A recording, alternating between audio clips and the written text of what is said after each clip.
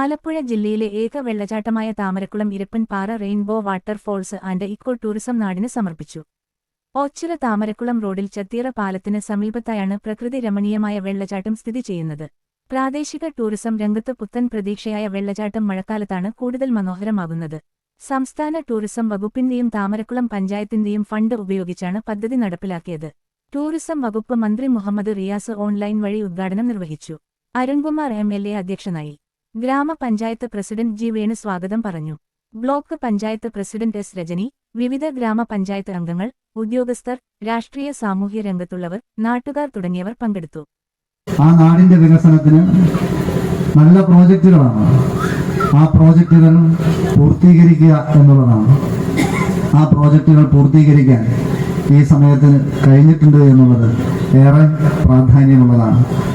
ആ നിലയിൽ താമരക്കുളത്തെ ഇരപ്പൻപാറ ടൂറിസം നമ്മുടെ കേരളത്തിലെ ഇന്ന് ടൂറിസം പ്രവർത്തനങ്ങളുടെ ഭാഗമായി എടുക്കുമ്പോൾ 50 ഇടങ്ങൾ കാണണം എന്ന് പറയുന്നുണ്ട്. അങ്ങനെയല്ല ജനറൽ സാറേ, 50 ഇടങ്ങൾ കാണണമെന്നാണ്. 50 ഇടങ്ങൾ കാണണമെന്ന് പറയുമ്പോൾ കേരളം ആ 50-ൽ ഒന്നാണ്.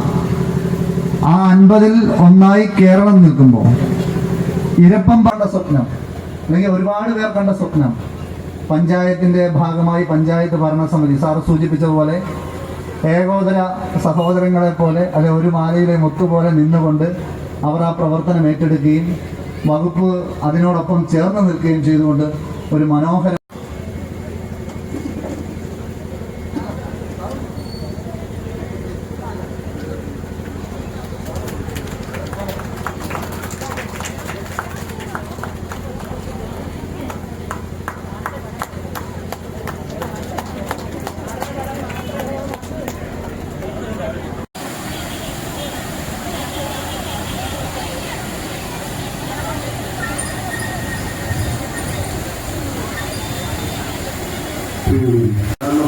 അടിയന്തര കമ്മിറ്റികളൊക്കെ നിരന്തരം വിളിച്ചു ചേർത്ത് തീരുമാനങ്ങൾ എടുക്കുന്ന കാര്യത്തിൽ പ്രസിഡന്റിനോടൊപ്പം അദ്ദേഹവും നിന്നു.